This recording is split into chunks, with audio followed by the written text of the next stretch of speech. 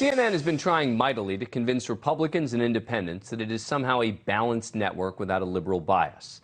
They've changed almost nothing apart from purging a couple of its more partisan hosts, as if somehow that will magically solve the issue.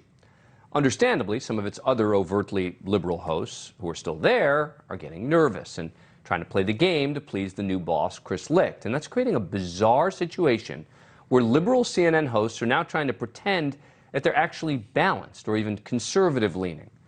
For example, the media website Puck reports that Brianna Keilar, co-anchor of CNN's morning show, has fallen out of favor with CNN brass, who view her as overtly partisan against former President Trump and Republicans.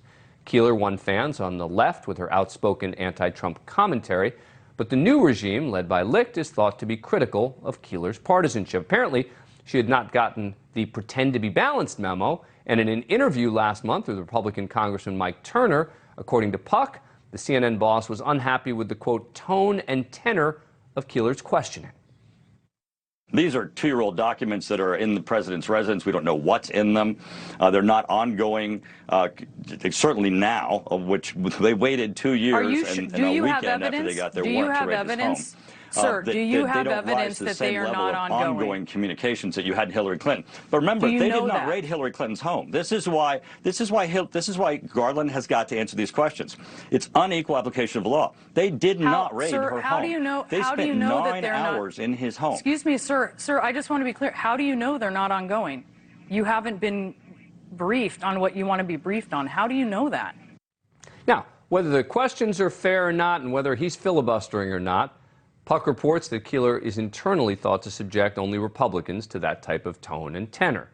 Here's the issue. Keilar's clearly a liberal. I even experienced it personally when my then live police show, Live PD, was pulled off the air. She relished in the moment. We had a spirited debate on air. She was very good, I believe, because she doesn't support the police is the reason she disagreed with me.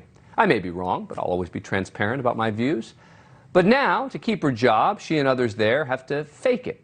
Keilar recently took a shot at President Biden, calling out the president for having Marines in full-dress uniform standing behind him while he was delivering his primetime address in early September. It was a speech that turned out to be very political in nature. After the address, Keilar tweeted, quote, "Whatever you think of this speech, the military is supposed to be apolitical. Positioning Marines in uniform behind President Biden for a political speech flies in the face of that. It's wrong when Democrats do it. It's wrong when Republicans do it." Puck reports that some inside CNN believe Keilar's tweet was aimed squarely at the boss. Part of an effort to try and win him over and get him to believe that she scrutinizes both sides. But here's the point. The audience isn't stupid. People aren't going to all of a sudden say, whoa, I changed my mind about her. I mean, I'm just going to ignore everything she said up to this point until now. I believe the best kind of media, journalism, whatever you want to call it, is about honesty and transparency. And her reported job-saving tactics show it's really more about expediency. And this episode underscores the whole issue with the network right now. CNN has a real credibility problem. CNN can get rid of media reporter Brian Stelter, White House reporter John Harwood, and even Brianna Keilar if they so choose, but none of that addresses the real problem, which is much deeper. Dozens and dozens of producers are responsible for writing the highly partisan chyrons you see on the bottom of your screen when you're watching CNN, the people who pick the stories they cover and don't cover. Those are critical roles. And they're almost all still there and still overtly liberal.